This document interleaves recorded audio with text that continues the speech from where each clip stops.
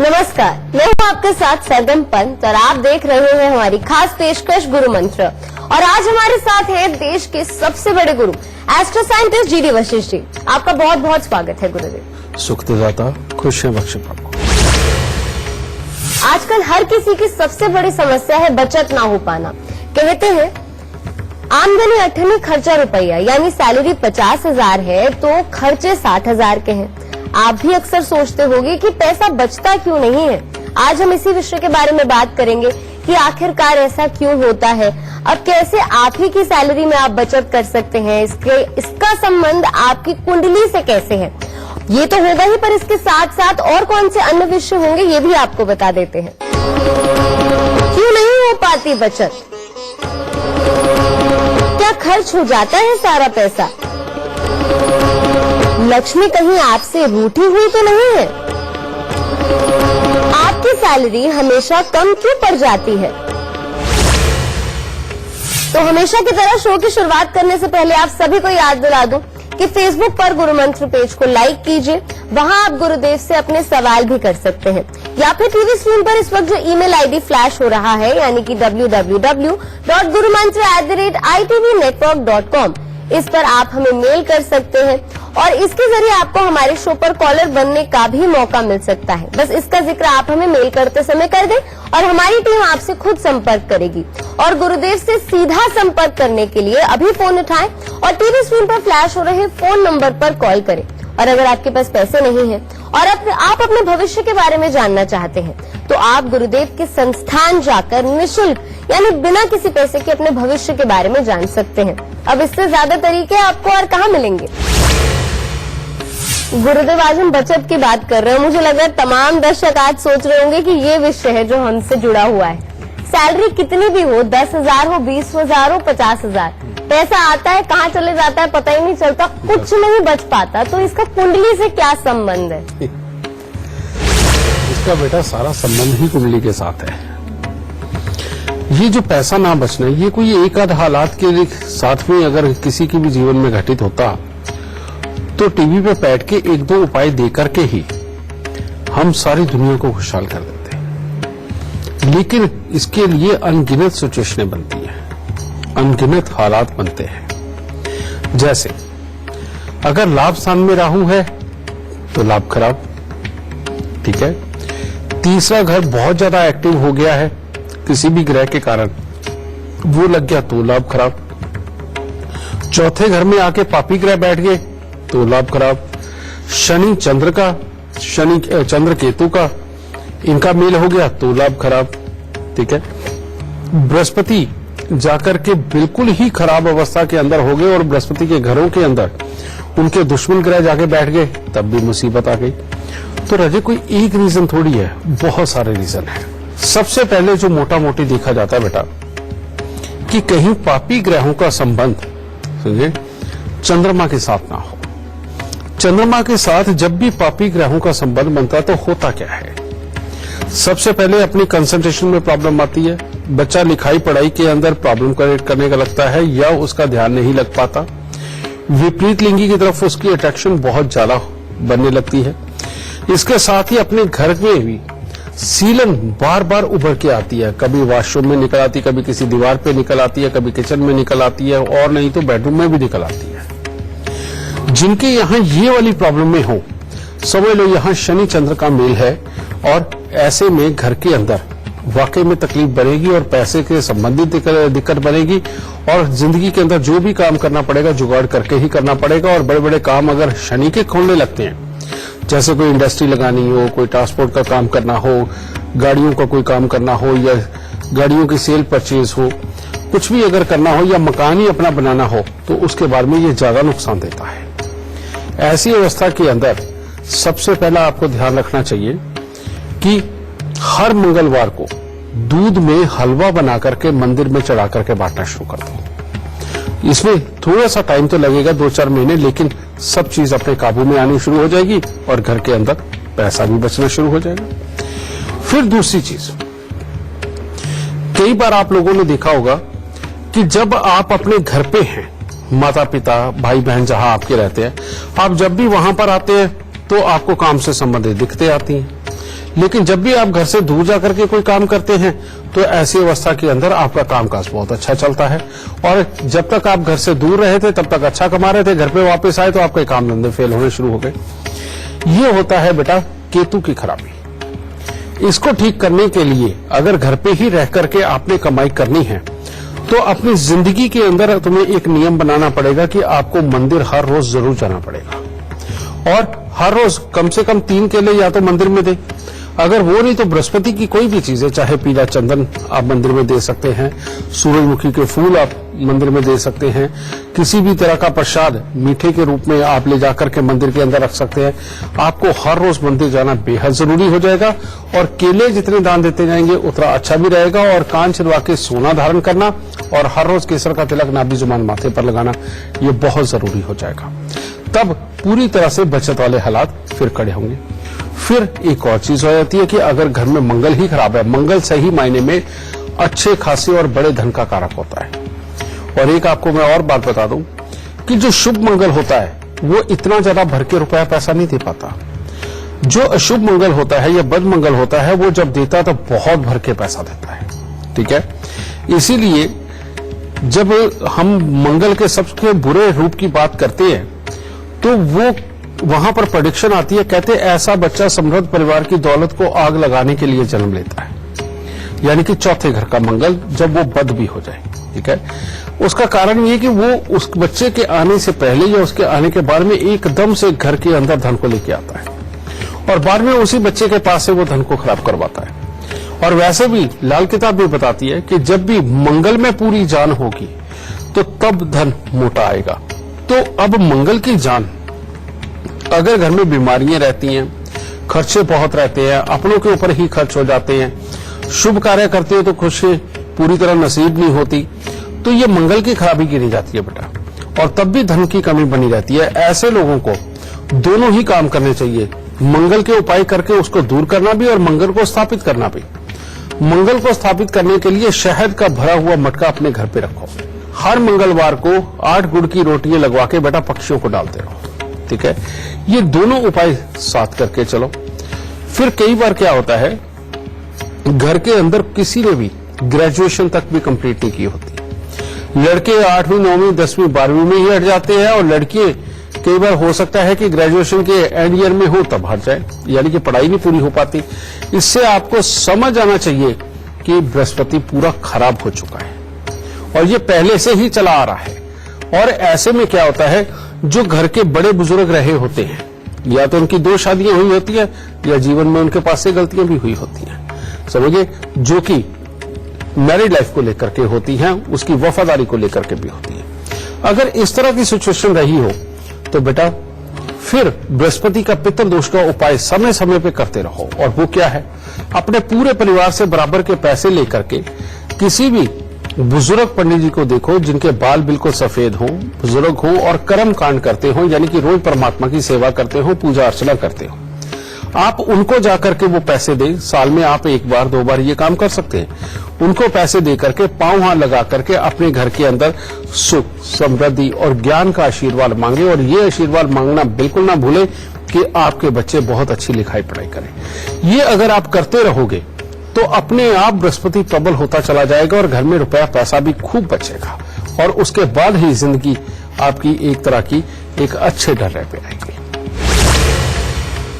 गुरुदेव, ऐसा क्यों होता है कि पैसा बहुत आता है, सैलरी भी बहुत अच्छी है, पर बचता कुछ भी नहीं है, पैसा पानी की तरह बहता रहता है? ऐसा क्यों होता है? इसका कुछ कर्मों का इससे कुछ कारण? कर्म तो बेटा हर चीज में ही आता है और आप कोई अच्छा काम करो, बुरा करो, जो भी कुछ करते हो उसमें कर्म तो इंक्लूड होता है। लेकिन एक लाल किताब के अंदर लॉ है कि 9वें घर से बादल उठते हैं, 10वें घर से वो पानी भरते हैं और दूसरे घर के पहाड़ से टकरा करके और चौथे घर पे वर्षा होती है और जिसमें फसल पैदा होती है। यानी कि यहां से जो आपको ज्ञान मिला, यहां से जो आपको वर्क एक्सपीरियंस मिला, वो आपने अपनी वाणी के जरिए दुनिया को दिखाया, बताया, अपने सीनियर्स को दिखाया और क्रिएट किया। इसको बोलते हैं 9वें घर से बादल बने, 10वें घर से पानी भरा और दूसरे घर के पहाड़ से टकरा के वर्षा हुई। तो अब तुम काम तो ये कर रहे हो, ये सारा सुख तुम्हारी किस्मत में है। लेकिन अगर जन्म कुंडली का चौथा घर, उसके अंदर कोई ग्रह नहीं है, आप जितनी मर्जी कमाई कर लो, करोड़ों रुपए की कमाई कर लो, अरबों रुपए की कमाई कर लो, उसके बावजूद बेटा चौथे घर में यानी कि पैसा नहीं जमा होता। और यही कारण है कि बड़ी बड़ी अरबों खरबों रुपए की कंपनियां भी हमेशा घाटे में ही चलती हैं। उनके यहां पैसे की भी कमी बनी रहती है। उनके यहां ये 3 योग तो संभव हो जाते हैं, लेकिन चौथा योग यानी कि चौथे घर का मालिक का खाली होना, बेटा वो पैसे को जमा ही नहीं होने देता। समझ गए?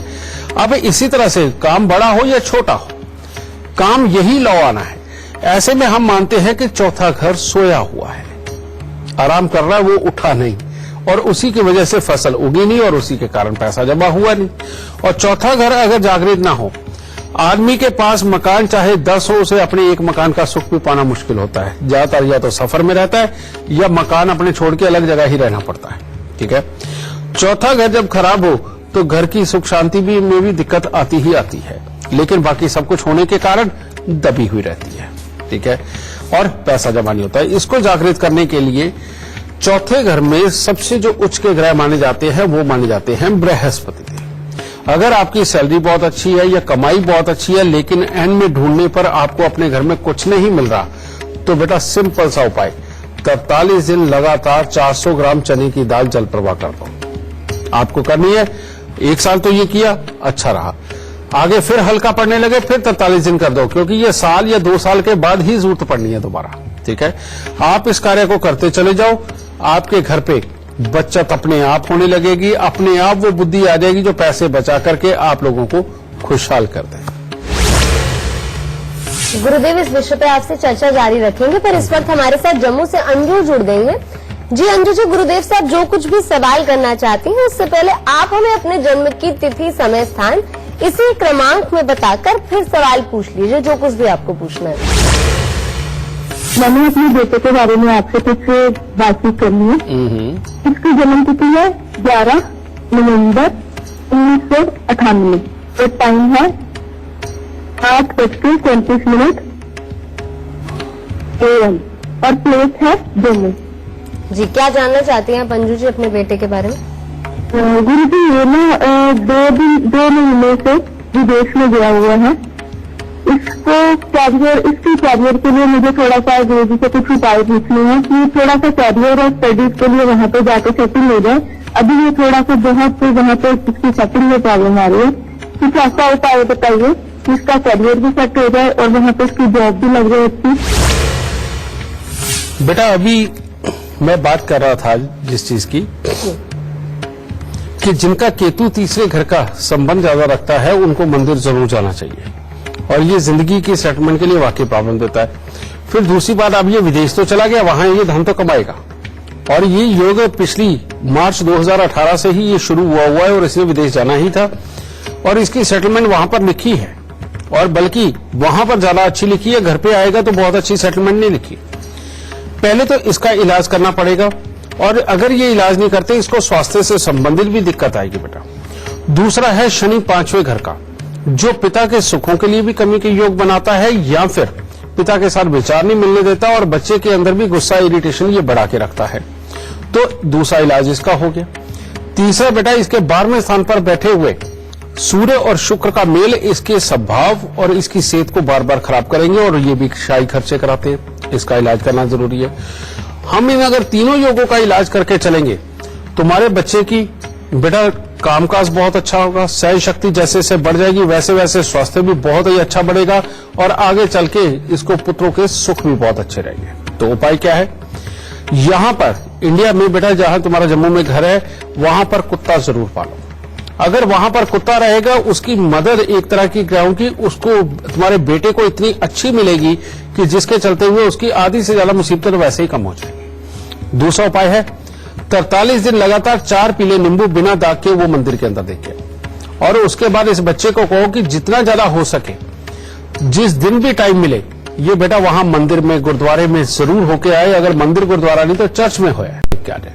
दूसरा बात, फिर एक उपाय तुम्हें करना है, 43 दिन लगातार 8 साबुत बादाम मंदिर में चढ़ाने हैं, प्रणाम करके परमात्मा को 4 वापस उठा के लाने और घर में लाके लोहे के डिब्बे में रखते जाना है। जब ये 43 दिन कंप्लीट हो जाए तो इस डिब्बे को ढक्कन बंद करके एक अंधेरी जगह पे रखवा दो और इन बादामों को उस 1 साल के अंदर कोई ना खाए पिए। 1 साल तक तुमने घर पे रखने और 1 साल बाद उठा करके इनको जल प्रवाह कर दो और डिब्बा भी बाहर फेंकना।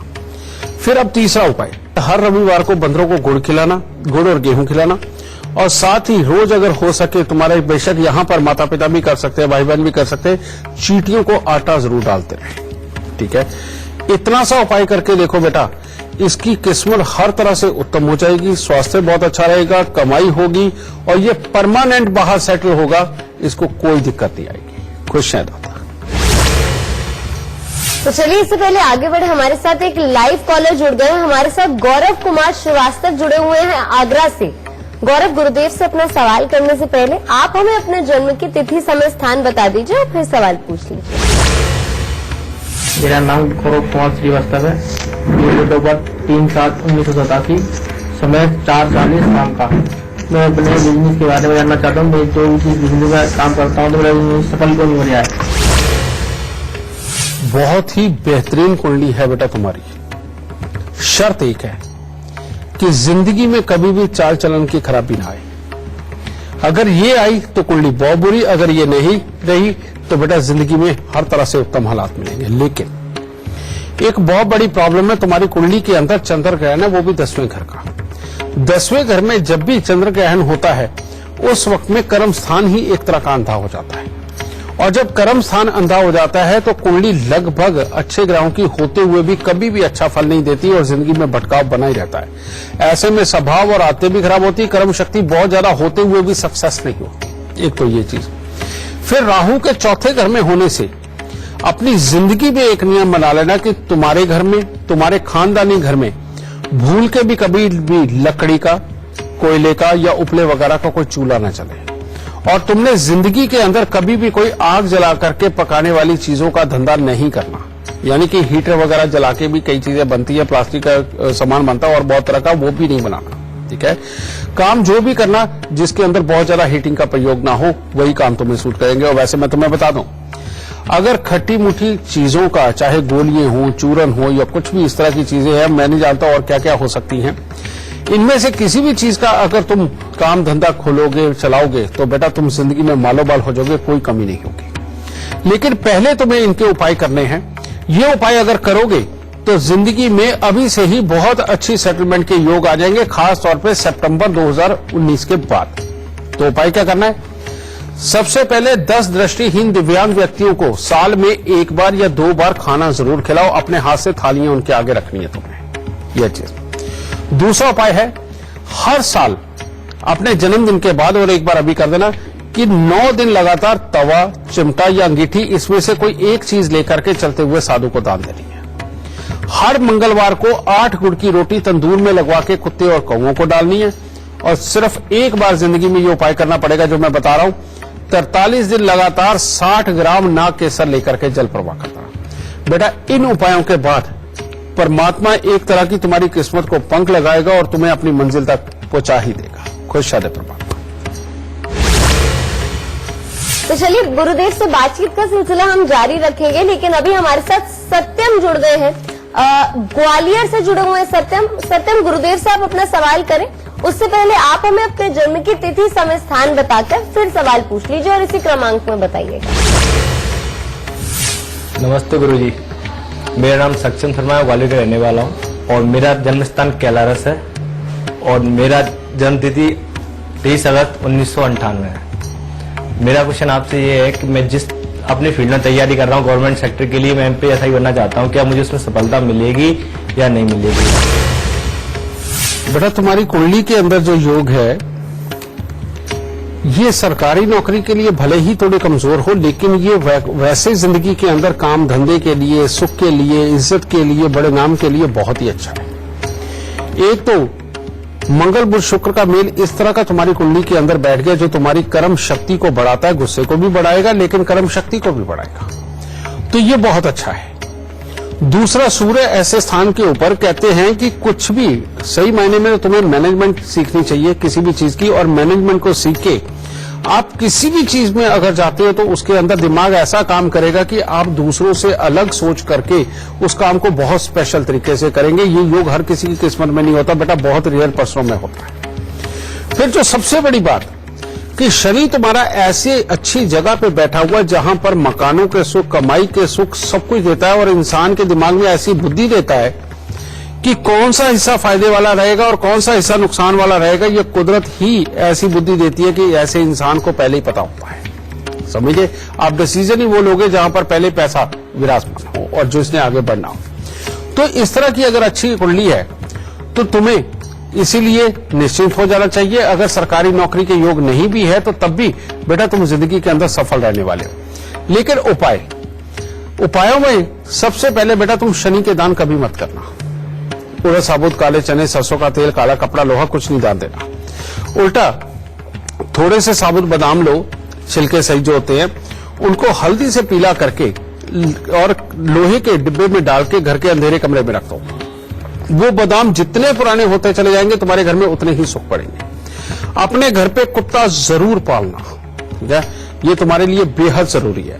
और इसके बाद नमकीन कभी ज्यादा मत खाना। तुम जितना नमकीन, चटपटा ये सब खाने लगोगे, वो जो होते हैं भल्ले, गोलगप्पे, चाट पापड़ी, ये अगर खाने लगोगे तो तुम बीमार भी होगे, एक्सीडेंट भी होगा और कमाई के साधन भी दिमाग में आने बंद हो जाएंगे।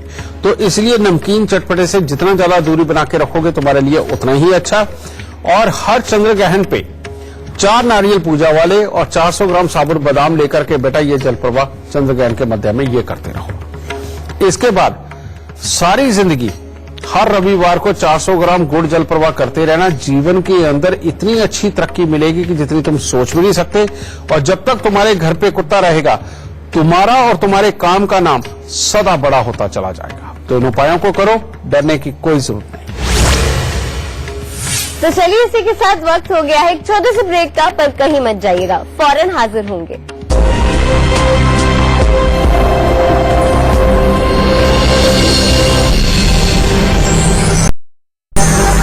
ब्रेक के बाद आप सभी का बहुत बहुत स्वागत है। मैं हूं आपके साथ सरगम पंत और आप देख रहे हैं गुरु मंत्र। गुरुदेव, घर वालों को क्या करना चाहिए और क्या नहीं करना चाहिए ताकि उनके घर पे पैसे की कमी कभी ना हो? इसी के लिए हमारे बुजुर्गों ने इन संस्कारों का निर्माण किया था कि औरत को कब कब क्या क्या करना चाहिए, ठीक है। लेकिन औरतों के बदले दिया क्या उन्होंने जानबूझ के पूजा पाठ के उन्होंने विधान बनाए, उन्होंने व्रतों के विधान बनाए, उन्होंने घर पे कीर्तन करने के विधान बनाए, ठीक है, और कीर्तन पे दूसरों के घरों पे जाने के विधान बनाए। साथ में औरत को ये खास तौर पे ये बताया गया कि घर पे कोई भी आए माथे पे त्रिवेणी नहीं आनी चाहिए और जो भी आए उसे उसकी बहुत सेवा करनी है। मंगल को बहुत अच्छा रखने के लिए कहते हैं घर पे कैसा भी मेहमान आए, कोई भी हो कैसा भी हो, उसको बहुत श्रद्धा से चाय पानी और खाना उसको जरूर दो। और घर पे आए हुए भिखारी को कभी खाली हाथ मत जाने दो, भले ही अचार के साथ एक रोटी पकड़ा दो। समझिए, ये करना बहुत जरूरी होता है। ये जो उपाय मैं बता रहा हूं बेटा, हालांकि ये दिल के साथ संबंध रखता है, नरम दिली से, लेकिन ये एक बहुत बड़ा उपाय है कि घर पे अगर कोई मांगने आ गया तो उसे खाली हाथ ना जाने दिया जाए, ठीक है। एक तो ये। दूसरी बात, समय समय के ऊपर जितने भी तुम्हारे घर में कसम होते रहे हैं, जिन देवी देवताओं को तुम्हारे बड़े बुजुर्ग पूजते रहे हैं, उनके उन कर्मों को कभी मत छोड़ो। बहुत सारे लोग अपने जठेरों को भूल चुके हैं, शादी विवाह पे जहां पर जाकर के माथा टेका करते थे उनको भूलने लग गए हैं। जो हमारी मां दादी पहले व्रत या पूजा किया करती थी उनको छोड़ते चले जा रहे हैं। ये एक ऐसे कारण है, जब तक आप इनको छोड़ते चले जाओगे और इसका दुख जिंदगी के अंदर जरूर पाओगे। जब जब उनको अपना करके चलोगे घर से समृद्धि जा ही नहीं सकती। चाहे व्रत करो, चाहे पूजा पाठ करो, कीर्तन करो, कुछ भी करो बेटा, एक उसमें कॉमन चीज है और वो क्या है कि किसी न किसी रूप में कोई ना कोई प्रसाद बनके हमारे घर से जाता ही जाता है। वही जो प्रसाद के रूप में हम मंदिर में या कीर्तन की जगहों पे लेकर के जाते हैं, परमात्मा को अर्पित करते हैं या पंडित जी को देकर के आते हैं, इसको आप इस तरह से कभी मत लो कि हम ही क्यों दें। ये तो जब तक तुम अपने घर से ले जाकर के देते रहोगे, परमात्मा तुम्हारे घर पे हमेशा समृद्धि के फूल खिलाई रखेगा।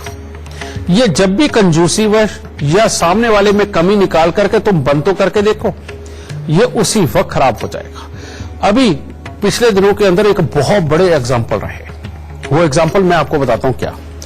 बहुत सारे बीच में लोग ऐसे भी रहे जिनको दुनिया गुरु मानती रही और सब कुछ ठीक चलता भी रहा, लेकिन बाद में पता चला नहीं, गुरुओं के द्वारा ही कुछ न कुछ ऐसे काम हुए कि जिसकी वजह से वो गलत साबित हुए। लेकिन जो उनके भक्त रहे, जिन्होंने अपनी अनन्य भक्ति उनके अंदर बना करके रखी और वो सच्चे मन से परमात्मा का नाम लेते हुए भी गुरु को प्रणाम करते रहे, आप देखेंगे उनके जीवन के अंदर जो सुधार रहे वो नहीं बिगड़े, उनका कुछ ना कुछ अच्छा ही हुआ है। इसे बोलते हैं दिल का साफ होना, और जो साफ दिल होता है उसमें परमात्मा आकर के स्वयं वास करते हैं। आपका जिस पे विश्वास है, अगर वो धोखा दे भी दे तो बेटा आपको अपना कर्म नहीं बंद करना, आप अपना कर्म करते चले जाओ, क्योंकि आप साफ मन से हैं तो आपको परमात्मा भर भर के देगा। आप अपने मन में मैल ले आओ, अपने कर्मों को बंद कर दो, और खास तौर पे ये दान पुण्य के नाम पे और पूजा पाठ के नाम पे जो कर्म आपकी जिंदगी में थे, इनको आप छोड़ के देखो, अपने आप परमात्मा कमी करनी शुरू कर देगा। तो जिसने जो किया उसको परमात्मा देखेगा, लेकिन आप जो अपना कर्म करते आए आप उसको देखते चले जाओ। आप जिंदगी में ऐसा हो ही नहीं सकता कि आपके घर के अंदर समृद्धि ना आए, समझे। तो जितने आध्यात्मिक और साफ दिल बन के रहोगे, जितने अध्यात्मवाद को सपोर्ट करोगे, बेटा ये अध्यात्मवाद की बात नहीं है, बात ये है कि ये वो तरीका है जिससे कि हमारे घर में सही मायने में समृद्धि हमेशा बन के रहती है। कहते हैं ना, जो बोल नहीं सकते बेजुबान है, जो जीव है, समझिए ये पशु पक्षी हैं, आप इन पर जितनी दया दिखाओगे परमात्मा आपका उतना ही खुश होगा। ये बात बिल्कुल सत्य है। आप जब इनको कुछ भी खिलाने के लिए, इनकी मदद के लिए जब इनके माहौल में जाते हो तो उनके शरीर में से जो ऊर्जा निकलती है, हो सकता है वो आपके लिए वरदान हो। तो इसीलिए अपने इन कर्मों को कभी बंद मत करो, आपके घर से समृद्धि जा ही नहीं सकती। गुरुदेव कहते हैं कि तरक्की के लिए पैसे बहुत ज्यादा जरूरी होते हैं, पर आप इसे किस तरीके से देखते हैं? आपको क्या लगता है कि पैसा ज्यादा जरूरी है या तरक्की? दोनों एक दूसरे से कैसे जुड़े हुए हैं? बेटा कई लोगों का तुमने दुनिया के अंदर देखा होगा, नाम बहुत बड़ा होता है लेकिन पैसा उतना बड़ा नहीं होता उनके पास, समझिए। और बहुत सारी दुनिया ऐसी है जिनके पास पैसा बहुत होता है लेकिन उनका नाम कोई जानता तक नहीं, ठीक है। ये अपनी किस्मत पे ही आधारित है। और मेरा मानना यह है कि जिंदगी के अंदर आपके अच्छे कर्मों का नाम होना ही आपकी सबसे बड़ी कामयाबी माना जाता है, क्योंकि ये नाम होना, पैसा तो कोई भी किसी भी जरिए से कमा सकता है, लेकिन अच्छे कर्मों की गिनती के अंदर दुनिया तुम्हें जानती हो, ये वाला कमाई बेटा सबसे बड़ी होती है। पिछले समय के अंदर एक खास बात बोला करते थे कि इज्जत नहीं जानी चाहिए, पैसा भले ही चला जाए। लेकिन आज का जमाना उल्टा हो गया है कि इज्जत भले ही चली जाए, पैसा नहीं जाना चाहिए। लेकिन आज भी सत्य देखा जाता है। आप देखिए कि जो इंसान नौकरी में बदनाम हो जाता है, अपने मोहल्ले में बदनाम हो जाता है, अपने कर्म के स्थान पर बदनाम हो जाता है, उसको काम के लाले पड़ जाते हैं, उसको ढूंढने से काम नहीं मिलता, लोग उस पर विश्वास नहीं करते। यानी कि इज्जत तो आज भी काम आती है, और अपनी इज्जत को संभाल के रखना ही सबसे बड़ा पैसा है। और कुदरती तौर पे आप अगर काम करते करते अगर नाम कमा जाते हो, परमात्मा ने ऐसा योग अगर तुम्हारी कुंडली में लिखा है, तो इससे बड़ी कमाई और कोई नहीं होती। रही बात बेटा, चाहे 100 करोड़पति हो जाओ, चाहे 1000 करोड़पति हो जाओ, और चाहे लाख रुपए महीने कमाने वाले हो जाओ, चाहे 20,000 रुपए महीना कमाने वाले हो जाओ, आपको अपनी जिंदगी इस तरह से चलानी है कि जितना पैसा आ रहा है बस उसी के दायरे में जो जीना सीख लेता है और तरक्की के लिए रोज ईमानदारी से जो प्रयास करता है, बेटा इससे बढ़िया जिंदगी और कोई नहीं होती। अपने प्रयास के अंदर आप अपने बड़े बुजुर्गों से, अपने गुरुओं से, अपने कुलीग से सलाह लेकर के रोज कोशिशें करो, लेकिन साथ में अपनी जन्म कुंडली के उपाय करो, ताकि अगर कोई बाधा है आपकी तरक्की में तो वो हट जाए, समझे। और इसके लिए बेटा हमारे यहाँ पर आप जब मर्जी आ सकते हो और फ्री में अपने बारे में जान करके आप अपने लिए उपाय लेकर के जा सकते हो, लेकिन उसके लिए आपको आना पड़ेगा हमारे ऑफिस, ठीक है। और दूसरी बात, जो भी इंसान परमात्मा की शरण में होता है, बड़े बुजुर्गों की इज्जत करने वाला होता है, उसके घर की कमाई चाहे जो मर्जी हो, लेकिन समृद्धि उसके घर में सदा ही वास करती है। और इसीलिए बेटा कभी भी अपने गुरुओं की, अपने बड़े बुजुर्गों का अनादर कभी मत करो, अपने बड़ों का अनादर कभी मत करो। सदा जो अपने बड़ों को झुक करके पूरी तरह से पांव हाथ लगा करके आशीर्वाद लेने का आदी बन जाता है, अगर उसकी किस्मत में कोई 4 दिन बुरे आ भी गए तो परमात्मा उसको 16 दिन सुख के देगा, समझे, और उसको बढ़ाएगा ही बढ़ाएगा। मैंने 4 दिन इसलिए कहा कि नंबर 4 राहु का होता है कि अगर कोई खराबी आ भी गई, और मैंने 16 दिन इसलिए कहा है क्योंकि बृहस्पति इसी अंक के साथ जुड़े हुए हैं। हालांकि 16 के साथ 7 बनता है, लेकिन केतु है जो बृहस्पति के चेले है। तो ये छोटे छोटे ज्ञान भी आपको साथ के साथ मैं देता रहूंगा। तो बेटा ये अगर आप करते रहोगे, जिंदगी में ऐसा हो ही नहीं सकता कि आप खुशहाल ना रहें। अपने मन को हमेशा तसल्ली दे करके रखो कि वो उड़े नहीं, और उस उड़ने की चाहत में कहीं कोई बुराई अपने मन में मत पनपने दो। जिंदगी में सिदक के साथ जीना, बिना टेंशन के जीना, ये सबसे अच्छी और सबसे खुशहाली वाली जिंदगी होती है। ताता सुख। तो चलिए इससे पहले आगे बढ़े, हमारे साथ करण जुड़ी हुई है जालंधर से। जी गुरुदेव से आप जो कुछ भी सवाल करना चाह रही हैं, उससे पहले आप हमें अपने जन्म की तिथि, समय, स्थान बता दीजिए, फिर सवाल पूछ लीजिए आप।